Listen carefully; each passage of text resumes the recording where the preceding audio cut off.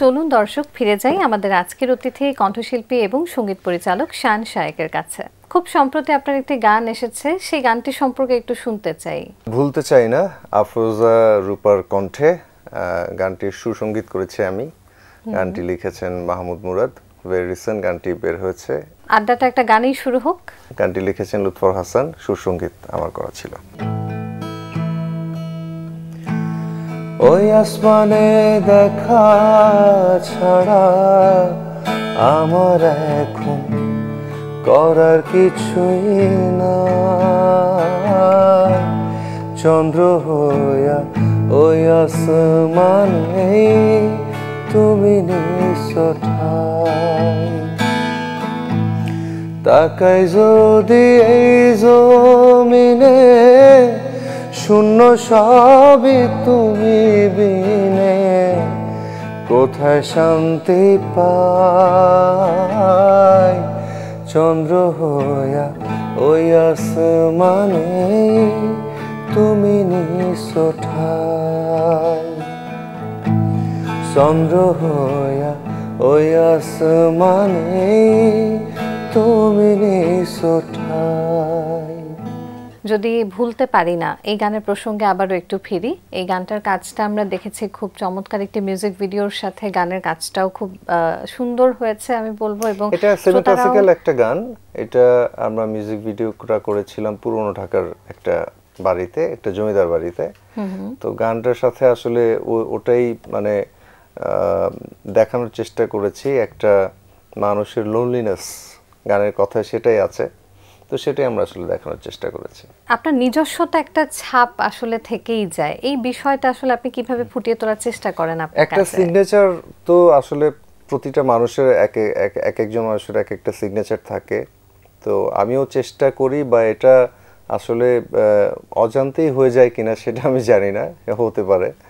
তো আমি চেষ্টা করি যে আমার একটা সিগনেচার যেন থাকে, প্রতিটা কাজে রাখার চেষ্টা করেছি। একটু আধুনিক ঘরানার গান নিয়েই সম্ভবত আপনি এগোতে চান নাকি সেই সাথে? আমি আসলে এখন যেমন আমি 4টা আইটেম গান করছি, আইটেম সং, একদম কমার্শিয়াল, মোস্ট কমার্শিয়াল গান।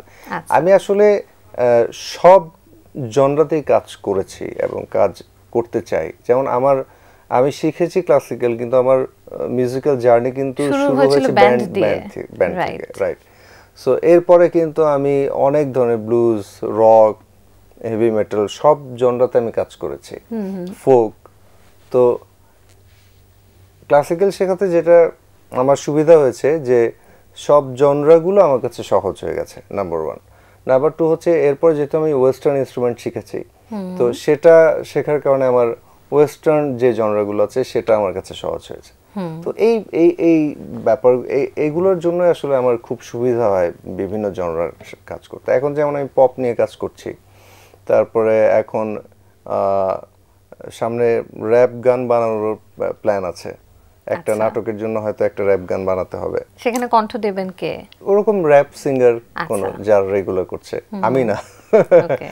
তারপরে আমি ইডিএম নিয়ে কাজ করছি, মডার্ন মিউজিক যেগুলো সেগুলো নিয়ে কাজ করছি। এই তো মানে একজন মিউজিক ডিরেক্টর আই থিঙ্ক যে সব জনরাতেই কাজ করা উচিত। আপনি যেহেতু ক্লাসিক্যাল শেখার কথাটা বলছিলেন, ক্লাসিক্যাল শেখার জার্নিটা কত দিনের ছিল বা কিভাবে শুরু হলো একটু যদি শুনি। সেটা ছোটবেলা থেকে আমি শিখেছি। আমার উস্তাদ ছিলেন শঙ্কর দাস, ওনার কাছ থেকেই প্রথম শেখা হাতে খড়ি। এরপরে তো বিভিন্ন ওস্তাদের, বড় বড় ওস্তাদের আমি ক্লাসিক্যাল শুনেছি। শুনে শুনে শুনে একটা বেসিক তো ছিলই, এরপরে এটাকে কন্টিনিউ করাটাই হচ্ছে মূল বিষয় আর কি। তো যারা সাধারণত ছোট থেকে ক্লাসিক্যালটা শেখে, আমরা কিন্তু দেখি তারা ওই পথেই এগিয়ে চলে, কিন্তু আপনার তাহলে আবার ব্যান্ড মিউজিকের সাথে এই যে আপনার ইন্সপিরেশন সম্ভবত।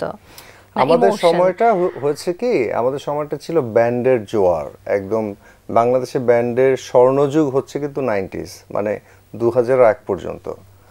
তো ওই সময়টা আমরা ইয়াং ছিলাম, এখনো ইয়াং আছি, কিন্তু ওই সময়টা একদম মানে কলেজ পড়ুয়া বা কলেজ পাস করেছি, তখন একটা স্বর্ণযুগ ব্যান্ডের।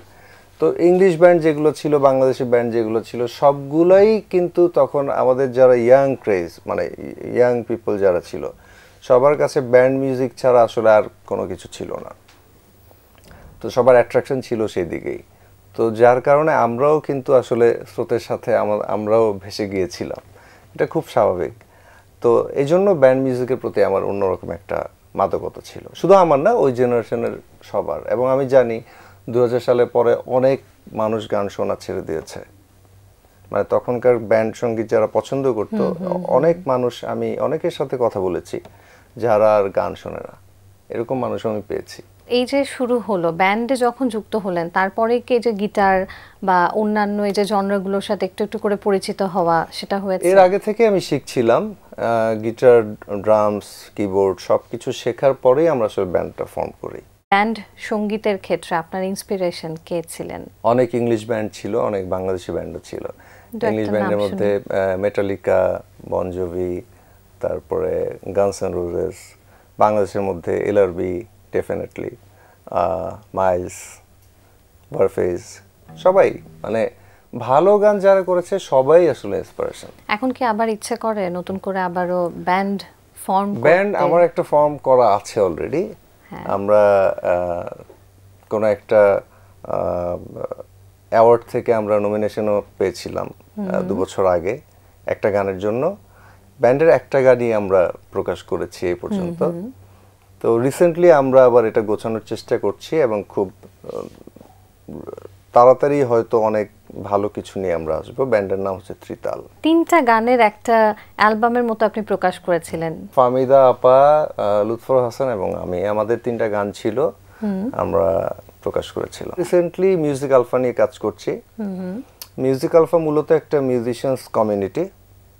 এখানে গীতিকার, সুরকার, সঙ্গীত পরিচালক, video editor, video director, DOP সবার সমন্বয়ে গঠিত একটা প্ল্যাটফর্ম, যেখানে আমরা সবাই সবার জন্য কাজ করছি।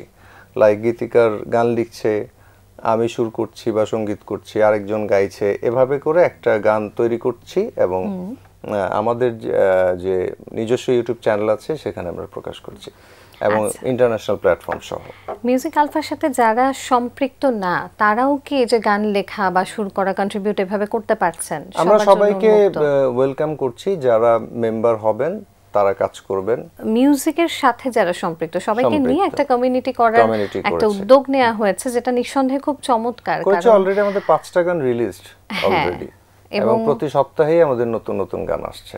এই পর্যায়ে একটা গান শুনি, তারপর আবারও আড্ডায় ফিরে আসি। শিওর। কোন গানটি শোনাবেন? আচ্ছা, সাদা কালো গাই, এটা আমার ভীষণ প্রিয় গান। ফাহমিদা আপার আমি গিয়েছিলাম, কথা লিখেছেন ইবনে সুমন, সুর সঙ্গীত আমার করা ছিল।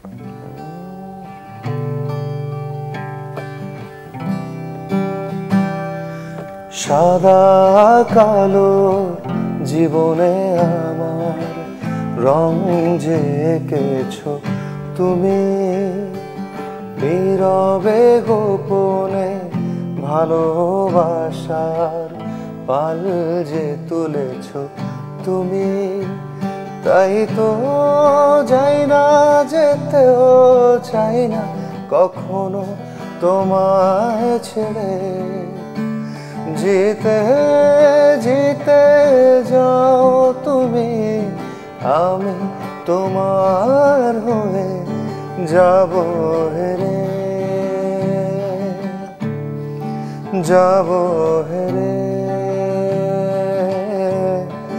যাব হেরে, যাব হেরে।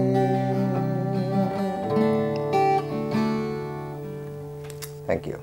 চমৎকার একটি গান শুনছিলাম, মনে হলো গানটা আরো লম্বা হলে হয়তো ভালো হতো, আড্ডাটা আরো উপভোগ্য হতো। যেহেতু সুযোগটা নেই, তাই আবারও আড্ডায় ফিরে আসছি। একজন সঙ্গীত পরিচালক হিসেবে আপনি নিঃসন্দেহে দারুণ সব কাজ করার চেষ্টা করছেন এবং সফলভাবে করে যাচ্ছেন বলতেই হয়।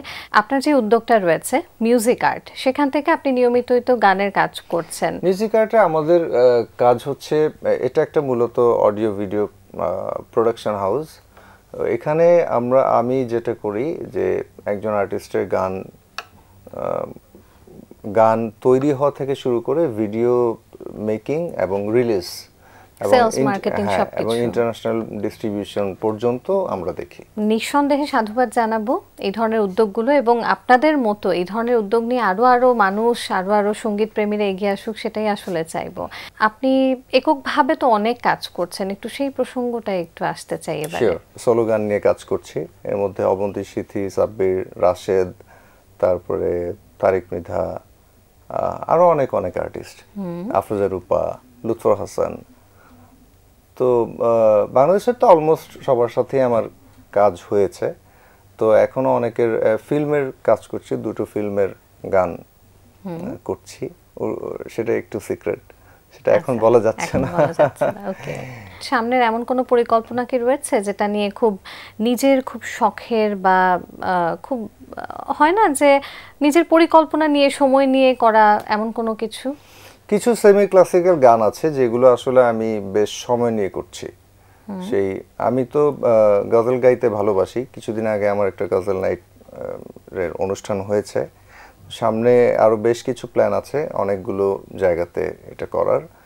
আর এর সাথে কিছু একদম পিওর সেমি ক্লাসিক্যাল গান যেটা করার, যেগুলো কাজ চলছে অলরেডি, হয়তো সামনে ধাপে ধাপে আসবে। যখন অন্য শিল্পীদের গানের জন্য কাজ করেন, পার্থক্যটা? নিজের ব্যাপারে উদাসীন, এটা হচ্ছে মেজর পার্থক্য। এই জন্যই নিজের গান একটু কম হয়, আর অন্যের গানই বেশি হয়। নিজের গানের কাজটা বোধহয় একটু আচ্ছা করব আজকে না কালকে, কালকে না পরশু, এরকম একটু দেরিতে হয়। আর আরেকটা বিষয় হচ্ছে, যার জন্য যে গানটা করি তাকে সেই গানটা, মানে সেই গানটা তার জন্যই। এরকম না যে গানটা ভালো হয়ে গেছে এটা নিজে গেয়ে ফেলবো, না।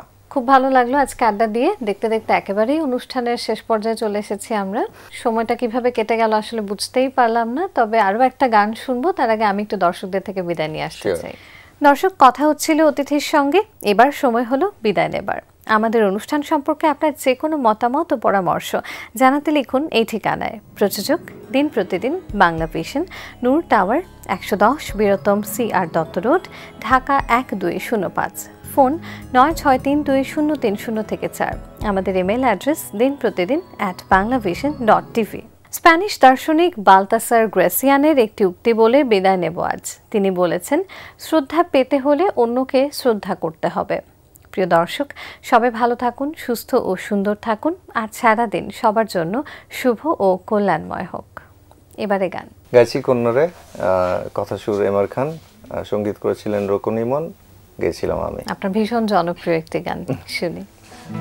কন্যারে কন্যারে, বাঁকা চুলেতে খোপার বাইন্ধনারে, কন্যারে কন্যারে, বাঁকা চুলেতে খোপা আর বাইন্ধনারে, ওই চুলেতে জাদু আছে রে, আমার ঘুম আসে না রাতে একলা ঘরে রে, কন্যারে কন্যারে, বাঁকা চুলেতে খোপা আর বাইন্ধনারে, অন্তর কাড়িলা বন্ধু ঘুম কাড়িলা, মিথ্যা প্রেমে রঙিন আশা কেন দেখাইলা, মন দিয়েছি বন্ধু আমার প্রাণ দিয়েছি, আজ থেকে সবই আমার উজাড় করেছি, কন্যারে কন্যারে, বাঁকা চুলেতে খোপা আর বাইন্ধনারে, কন্যারে কন্যারে, বাঁকা চুলেতে খোপা আর বাইন্ধনারে।